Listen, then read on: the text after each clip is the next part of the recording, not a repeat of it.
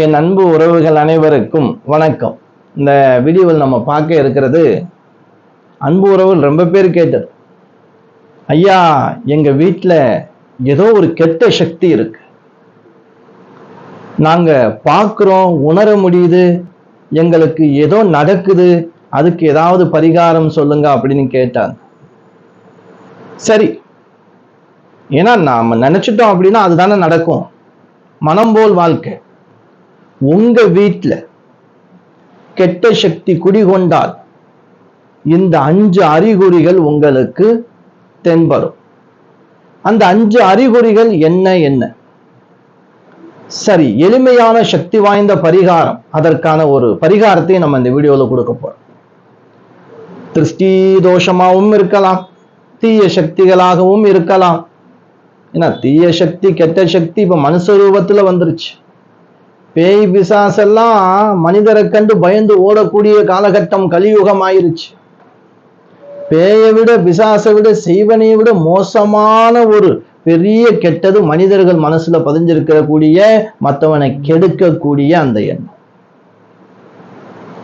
அப்படிப்பட்ட அந்த எண்ணத்தோடு இருப்பவர்கள் மிகப்பெரிய கொடிய தீய சக்திகள். சரி, இப்போ ஒரு அன்பு உறவுகள் ரொம்ப பாதிக்கப்பட்டிருந்தார். அவங்க என்கிட்ட வரும்போது சொன்ன விஷயம் என்ன அப்படின்னா, ஐயா செய்வன கோளாறு, யாரோ எனக்கு செய்வனை பண்ணிட்டாங்க, என்னால நடக்க முடியல, வருஷம் வருஷம் எனக்கு இந்த பிரச்சனை வருது, இந்த மாசம் ஆக போது அப்படின்னா எனக்கு இந்த பிரச்சனை வந்துருமையா. ஆச்சரியமா இருந்துச்சு அவங்க சொல்றதை வச்சு கேட்கும்போது. சரி, அவங்களுக்கும் நம்ம சொன்ன அந்த எளிமையான சக்தி வாய்ந்த பரிகாரம் என்ன? எல்லோருக்காகவும் இது போல ரொம்ப பேர் பயந்துருக்காங்க. பயப்பட தேவையில்லை. என்னை பொறுத்த வரைக்கும் பில்லி சூனியம் ஏவல் கெட்டது அது லொட்டு ரொசுக்கெல்லாம் சொல்றாங்க இல்லையா, ஏமாத்து வேலை. எப்படி வீடை ஒரு நல்ல வைப்ரேஷனா கொண்டு போறதுக்கு ஒரு எளிமையான வழிபாடு. கெட்ட சக்திங்கிறது நான் ஏற்கனவே சொன்ன போல இந்த தீய சக்திகள் தான். நல்லவங்க மாதிரியே நம்ம வீட்டுக்கு வருவாங்க. பா, இவ்வளவு பெரிய டிவி வாங்கிட்டானப்பா, இவ்வளவு பெரிய கார் நிக்குது, இவ்வளவு பெரிய வீடு கட்டிட்டானே, நல்லா பேசி சாப்பிட்டு போயிடுவாங்க. அவங்க மனசுக்குள்ள இருக்கக்கூடிய, நான் எல்லாரையும் சொல்லல, எல்லாரும் இது போல இருக்க மாட்டாங்க. ஆனா ரொம்ப பேருடைய எண்ணங்கள் என்ன, இப்படித்தான் நம்ம வாழணுமே அப்படி நினைக்கிறதே கிடையாது. அடுத்தவங்க வாழ்ந்துட்டாங்கன்னா அதை பார்த்து போராமப்பட்டுக்கிட்டு இவங்களும் வாழாம அவங்களையும் வாழ விடாம திருஷ்டி தோஷத்தை ஏற்படுத்தி அல்லல் படுத்தக்கூடிய தீய சக்திகள் ரொம்ப. சரி, எதுவா இருந்துட்டு போகுது, எண்ணம் போல் வாழ்க்கை. இப்போ உங்க வீட்டுல அந்த வீட்டுல ஒரு நல்ல வைப்ரேஷன் இல்லைங்க அப்படின்னா எப்படி தெரிஞ்சுக்கிறது? எங்க வீட்டுல நல்ல வைப்ரேஷன் இருக்கா, எங்க வீட்டுல எந்த ஒரு கெட்ட சக்திகளும் இல்லாமல் எங்க வீட்டுல தெய்வ நடமாட்டம் அதிகமா இருக்கா இல்லையா, அதை பத்தி சொல்லு. சரி, உங்க வீட்டுல தெய்வ நடமாட்டம் இல்லை, தீய சக்திகள் அதாவது திருஷ்டி தோஷங்கள், நல்ல விஷயமே நடக்காம முடக்கம் இருக்கு, அந்த வீட்டுல ஐஸ்வர்யம் இல்லை அப்படின்னா, முதல் விஷயமாக உங்க வீட்டுல நடக்கக்கூடியது என்ன அப்படின்னா, நீங்க சமைக்கிற சாப்பாடு சீக்கிரமே கெட்டு போகும். இது இருக்கான்னு முதல்ல பாருங்க. நல்லா தான் சமைச்சு வச்சிருப்போம், எப்பயுமே ஒரு நாள் ஃபுல்லா இருக்குங்க. நம்ம காலையில சமைச்சா இரவு வரைக்கும் இருக்கும். ஆனா இப்ப மதியம் கூட இருக்கிறது இல்லை, மதியம் சமைச்சா இரவு கூட இருக்கிறது இல்லை, சீக்கிரம் கெட்டு போகுது. அது அடிக்கடி நடந்தால் இதுவும் ஒரு அறிகுறி.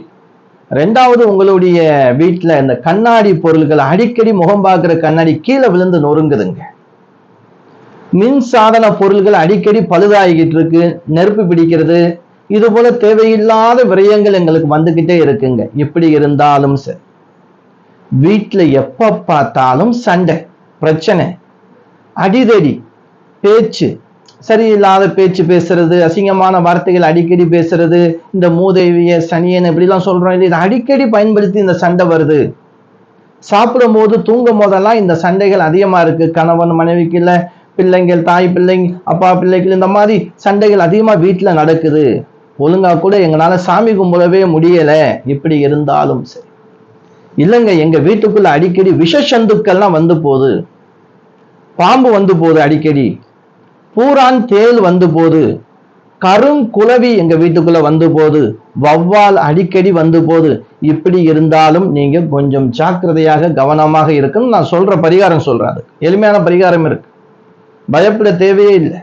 பயம் நீக்குவதற்குத்தான் நம்மளுடைய சீதாராம ஜோதிடத்துல நம்ம கொடுக்குற வீடியோவா தான். யார்ட்டையும் போய் ஏமாறக்கூடாது.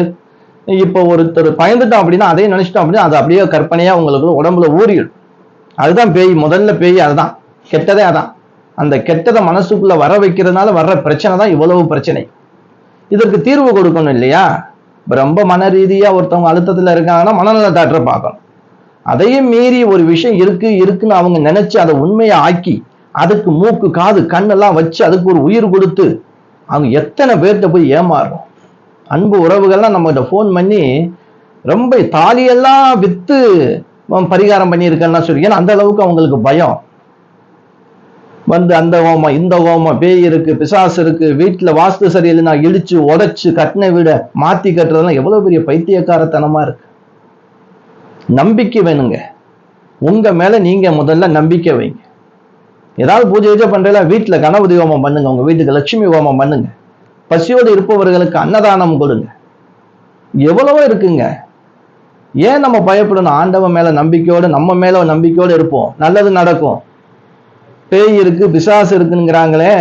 ஒரு மனிதன் நம்ம அன்பு உறவுகள் ஒருத்தர் கேட்டாங்க, ஐயா எனக்கு ரொம்ப பழகின ஒருத்தர் நண்பர், எப்ப என் கூடவே இருப்பார், என்னை பார்க்காம இருக்க மாட்டார், என்னோட பேசாம இருக்க மாட்டார், எதுவாக இருந்தாலும் நாங்க அப்படி அந்நுண்ணியமா இருந்தோம். இடையில அவர் ஒரு விபத்துல மரணம் ஆயிட்டார். அதுல இருந்து என் மனசுக்கு ஒரு பயம், அவர் கூடவே இருக்கிறது போல, அவர் என்கிட்ட வந்து பேசுறது போல. ஏயா நெசமா பேசும்போது அவ்வளவு அன்பா பாசமா இருந்திய, இறந்ததுக்கு அப்புறம் பயப்படுறீங்க ஏன்? இருக்கும்போது ஒரு மனிதன்ட்ட எப்படி பழகுறோமோ இறந்ததுக்கு பிறகும் அவர் மேல அன்பு வைங்க.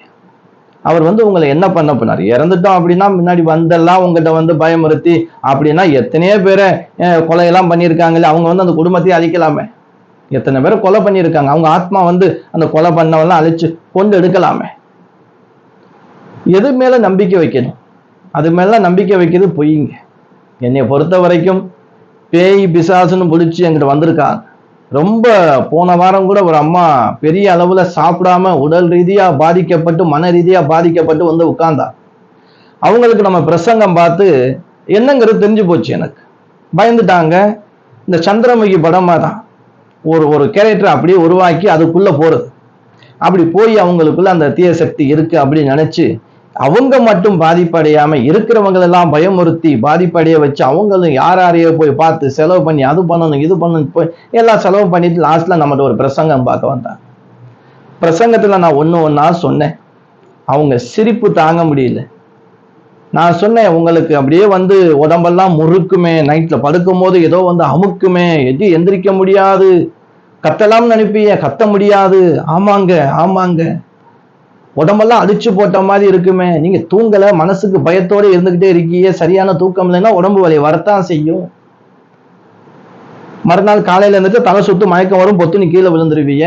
உடம்புல சத்து இல்லை, நீங்க சாப்பிட்றது போய் உங்க உடம்புல ஒட்டாது, ஏன்னா முழுமையா பயந்துட்டீங்க, பயந்த வாழ்க்கையை வாழ்ந்துகிட்டு இருக்கீங்க அப்படின்னு அவங்களுக்கு தைரியம் சொன்னதுக்கு அப்புறம் சரி அவங்களுக்கு ஏதாவது ஒரு வழிபாடு சொல்லணுமே. அந்த வழிபாடை சொல்லி நம்ம கோயில பிரத்திங்கிரா தேவி வந்து விளக்கு ஏத்துங்க, ராவு காலத்துல பூஜை பண்ணுங்க. இன்னைக்கு அவங்க முகம் பார்க்கறதுக்கு சந்தோஷமா இருக்கு. அவங்க சொல்றாங்க, ஐயா இதெல்லாம் அப்ப என்னுடைய மாயதானா, நான் தான் இதை உருவாக்கிக்கிட்டேனா, தப்பு ஏன் மேலதானா, எவ்வளவு பெரிய தப்பு பண்ணிட்டேன், நான் மட்டும் இல்லாம எப்படி மாறிட்டான்னு பாருங்க. இப்படித்தான் ரொம்ப பேர் பேய் பிடிச்சிருக்குன்னு சொல்லி பேய் விரட்ட போறேன்னு சொல்லி அங்கே போய் அவர்கிட்ட அடி வாங்கி மிதி வாங்கி காசை செலவு பண்ணி நேரத்தை வேஸ்ட் பண்ணி, அதுவும் பெண்கள் பாதிக்கப்பட்டா, அதுவும் வயசுக்கு வந்த பெண்கள் பாதிக்கப்பட்டா, திருமண வாழ்க்கை பாதிக்கப்படுது. இந்த பொண்ணு இப்படி பெய்யானதுங்க, யாராவது ஒருத்தன் பொண்ணு பாக்குற நக்கல சொல்லி விட்டு போயிடுறான். ஐயோ எங்க போனாலும் அதே மாதிரி வைப்ரேஷன் முறுக்கிக்கிட்டு ஆடுறது. தெய்வங்களுடைய சக்தி இருந்தா தெய்வங்கள் கொஞ்ச நேரம் வந்து உங்க உடம்புல வைப்ரேஷன் பண்ணும். எந்த நேரமா தெய்வத்துக்கு வேலை இல்லையா? பேய் இருக்க இல்லையா, அதுக்கு வேலை இல்லையா? உங்ககிட்ட வந்து ஆட்டி படைச்சுக்கிட்டே இருக்கணுமா? அதை மனசுக்குள்ள உருவாக்கி நீங்க என்ன பண்றீங்க? நீங்க உருகி போயிட்டே இருக்கீங்க, ஒண்ணுமே இல்லாம போயிட்டு இருக்கீங்க. பயம், அந்த பயம் உங்களுக்கு மனபயம் வந்துருச்சு. மனபயம் இருந்தாலும் வாழ்க்கையில முன்னேற முடியாது, ஜெயிக்க முடியாது, கோலையாயிடுவோம், தோல்வி அடைஞ்சிட்டோம் அப்பவே. அதுதான் நம்ம கிட்ட பேயாவும் பிசாசாவும் தீய சக்திகளாகவும் வந்து ஆட்டி படைக்கிறது. தூங்கும் போது நடந்து போற மாதிரி இருக்கும், கொலுசு சத்தம் கேட்கிற மாதிரி இருக்கும், மல்லிகைப்பூ வாசம் வர்ற மாதிரி இருக்கும். இந்த துர்நாற்றம் தேவையில்லாம நம்ம வீட்டுக்குள்ள அடிக்கடி துர்நாற்றம் வீசுறது. அடிக்கடி கேட்டாங்க ஒருத்தவங்க வந்து, ஐயா செம வாடை வருதுயா. இவங்க துணியெல்லாம் என்ன பண்ணுது, 2-3 நாள் வாஷிங் மிஷினுக்குள்ள உள்ள தூக்கி போட்டு வச்சிருது ஈரத்தோடு. அந்த வாடை இப்ப வராம என்ன பண்ணும்? எவ்வளவு விஷயம் இருக்கு. வீட்டுல நீங்க என்ன பண்ணுங்க, நல்ல சக்தி உங்க வீட்டுல இயங்கணும் அப்படின்னா தீய சக்தி, கெட்ட சக்தி, செய்வன, பில்லி, சூனியம் அப்படிங்கிறத பெருசா நம்பாதீங்க. நான் ஒரு கோவில்ல பூஜை பண்ணி பத்திரகாளியை கும்பிட வேணாம். நானே உங்களுக்கு ஓபனா சொல்றேன். அன்பு உறவுகளே, குடும்ப வாழ்க்கை முக்கியம், சந்தோஷம் முக்கியம். நம்ம சந்தோஷத்தை இழந்து எவனோ செய்வனை பண்ணிட்டான். அப்படி செய்வனை பண்ணி ஒருத்தனை கொல்லக்கூடிய சக்தி ஒரு மனிதன்கிட்ட இருக்கு அப்படின்னா, இப்ப அமெரிக்கா, இஸ்ரேல், ஈரான் போர் நடக்குது இல்லையா? யாருன்னு ஒரு உலகத்துக்காரன் எங்கேயாவது ஒருத்தர் மாந்திரிவாதியை பிடிச்சு மொத்தமா ஃபுல்லா சூனியம் வச்சு தாக்கேன்னு சொல்லாம எத்தனை பேரை நம்ம அழிச்சிருக்கலாம். அரசியல் சம்பந்தப்பட்ட விஷயமா இருந்தாலும் சரி. அப்படின்னு ஒரு அமைப்பு இருக்கா? எனக்கு வந்து கண்டிப்பா எனக்கு தெரிஞ்சு அது பொய். அதுக்குள்ள போயிட்டோம் அப்படின்னா மிகப்பெரிய ஏமாற்றமும் வேதனையும், நம்ம முட்டாளாயி நம்ம வாழ்க்கையும் போய் நம்ம குடும்பமும் போய் நடு தெருவுல தான் நிற்கும். இந்த பயத்துல என்ன செய்யறோம்? அவங்க ஒருத்தர்லாம் இறந்தே போயிட்டாருங்க. எனக்கு கண்ணுக்கு தெரிஞ்சு ஒருத்தருக்கு எனக்கு அந்த கோளாறு இருக்கு இந்த கோளாறு இருக்குன்னு சொல்லி அந்த பயத்துல என்ன பண்ண, தூக்கு போட்டு அவரே தூங்கிட்டார். மனநலம் பாதிக்கப்பட்டது. என்ன செய்யறதுன்னு தெரியல. நீங்க தாங்க மனசை தெளிவுபடுத்தணும். தியானம் பண்ணுங்க, உடற்பயிற்சி பண்ணுங்க.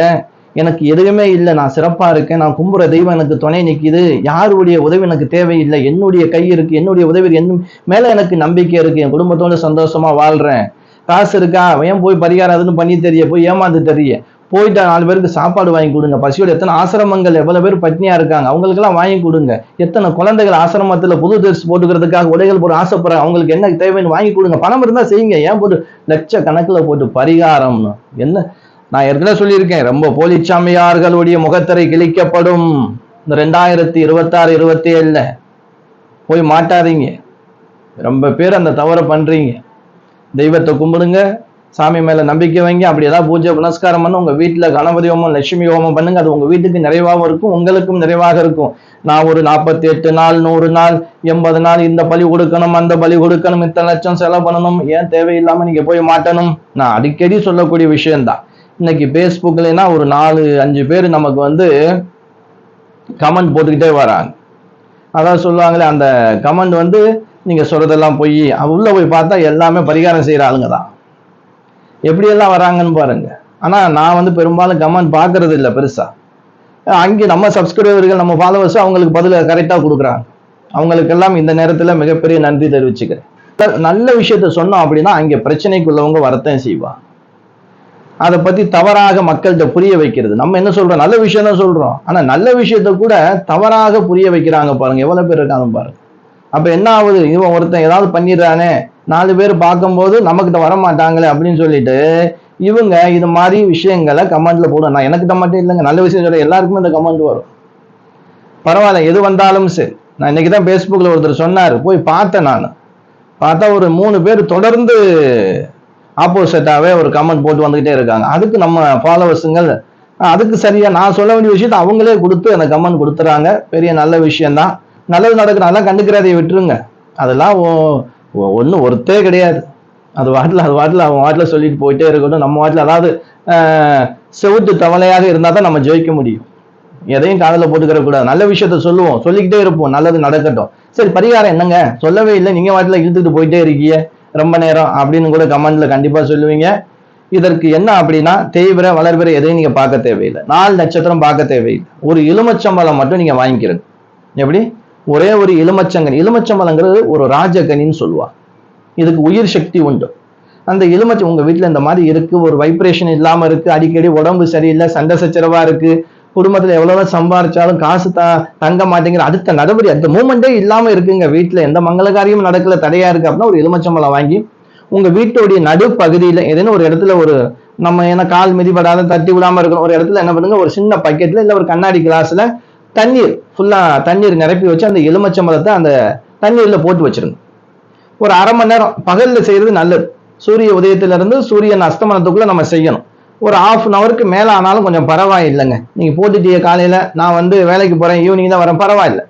அரை மணி நேரம் மேல ஆகணும். அந்த எலுமிச்சங்கனியை போட்டுட்டீங்க அப்படின்னா அந்த எலுமிச்சங்கனி என்ன செய்யும், அந்த நீர்ல இருக்கும்போது உங்க வீட்டுல இருக்கக்கூடிய அந்த திருஷ்டி, கெட்ட சக்தி அப்படின்னு நினைக்கிறீங்க இல்லையா, தீய சக்தி, பேய், பிசாசு, ஏதோ முடக்கம் செய்வன பண்ணிட்டாங்க, இதெல்லாம் அந்த எண்ணங்கள் எல்லாம் அது ஈர்த்து கொள்ளும். அதை என்ன செய்யணும், நம்ம எடுத்துட்டு தண்ணியை தூக்கி ஓரமா வச்சுட்டு எலுமிச்சம்பழத்தை நேரம் கொண்டு பக்கத்துல இருக்கிற கோவில திரிசூலம் எங்க இருக்குன்னு பாருங்க. கோவில்ல எல்லா அம்மன் கோயிலும் வெளியில திரிசூலம் இருக்கும், சூலம். அந்த சூலத்துல நடு பகுதியில் என்ன செய்யுங்க, நல்லா குத்தி இறக்கிடும். இத நீங்க தொடர்ந்து ஒரு 5 தடவை பண்ணலாம். 5 நாள் கிடையாது, 5 வாரம் இல்ல 5 மாசம். ஏன்னா தினமும் செய்யணும் அவசியம் கிடையாது. வாரத்துக்கு ஒரு முறை இல்ல மாசத்துக்கு ஒரு முறை கூட பண்ணலாம். அமாவாசை நாள், பௌர்ணமினா ரொம்ப சக்தி வாய்ந்த நாள், அதுல கூட நீங்க செய்யலாம். இதுக்கு நாள் நட்சத்திரம் பார்க்க தேவையில்லைன்னு முன்னாடியே சொல்லியாச்சு. அதனால அதை பத்தி நீங்க யோசிக்கவே வேணாம். ரொம்ப அன்பு உறவுகள் எலுமிச்சம்பழத்துல பேர் எழுதி கொடுத்துறாங்க, தவறு. அது செய்யாதீங்க. நம்ம ஷார்ட் வீடியோல கொடுத்துட்டேன், அது செய்யாதீங்க. ஏன்னா எலுமிச்சம்பழங்கிறது குரு, அது ஒரு ராஜகனி. அது நம்ம பேரெல்லாம் எழுதி பேனாவில் எழுதி என்ன பண்றீங்க, குரு, எலுமிச்சம்பழம் குரு, பேனாங்கிறது புதன், 2 பாதகாபதி பகை. உங்களுக்கு தாங்க பிரச்சனை, நீங்க ரொம்ப பாதிக்கப்படுவீங்க. அந்த மாதிரி குத்துனவங்க பாருங்க எந்த காரியம் நடந்திருக்காது. உடல் ரீதியா, பண ரீதியா, குழந்தைகள் மத்தியில் பிரச்சனைகள் ஏற்பட்டிருக்கும். அந்த மாதிரி தவறுகள் கண்டிப்பா யாரும் செய்யாதீங்க. எலுமிச்சம்பழத்தை முழுமையா எடுத்து இது போல உங்களுக்கு இருக்கு மனசுல அப்படின்னா சூலத்துல சொல்லிட்டு அம்பாள் பாதத்துல வச்சும் வேண்டி வாங்கிட்டு போய் வீட்டுல வைக்கலாம். அன்பு உறவுகளே, ஒரு முக்கியமான நல்ல தகவல் கொடுத்துருக்கேன். உங்களுக்கு இது பயனுள்ளதா இருக்கு அப்படின்னா உங்க உறவினர்கள், நண்பர்கள் எல்லோருக்கும் வீடியோ ஷேர் பண்ணுங்க. நம்ம வீடியோ புதுசா பாக்குறீங்க அப்படின்னா சப்ஸ்கிரைப் பண்ணிக்கிறீங்க. இது போன்ற இன்னும் முக்கியமான ரகசியமான விஷயங்கள், பரிகாரங்களோடு உங்களுக்கு வீடியோ வந்துகிட்டே இருக்கும். அன்பு உறவுகள், நமக்கு இந்த ஜாதகம், திருமண பொருத்தம் பார்க்கணும் அப்படின்னா ஸ்கிரீன்ல கீழே கொடுக்கப்பட்ட number, WhatsApp number, GPay number. ஒரு ஜாதகம் பார்க்க நம்ம 501 வாங்குறோம், திருமண பொருத்தம் பார்க்கறதுக்கு மட்டும் 601 வாங்குறோம். சோழி பிரசனம் அப்படிங்கிறது குடும்பத்துக்கே பார்க்கறது 1001 வாங்குறோம். அது நேரம் வரணும் அல்லது வீடியோ கால் மூலியமாகவும் நீங்க வந்து பார்க்கலாம். எந்த ஊர்ல எந்த நாட்டுல இருந்தாலும் வாட்ஸ்அப் மூலியமா எனக்கு அனுப்பிவிட்டு நீங்க பாருங்க. அன்பு உறவுகளே, தெளிவான எளிமையான சக்தி வாய்ந்த வழிபாடுகள், உடனுக்குடன் தீர்வும் இது கிடைக்கும். அன்புறவுகள், அடுத்து ஒரு நல்ல வீடியோ சந்திக்கும் வரை நான் உங்கள் ஈஸ்வரன் சீதாராம ஜோதிடன். அனைத்து அன்பு உறவுகளுக்கும் வணக்கம்.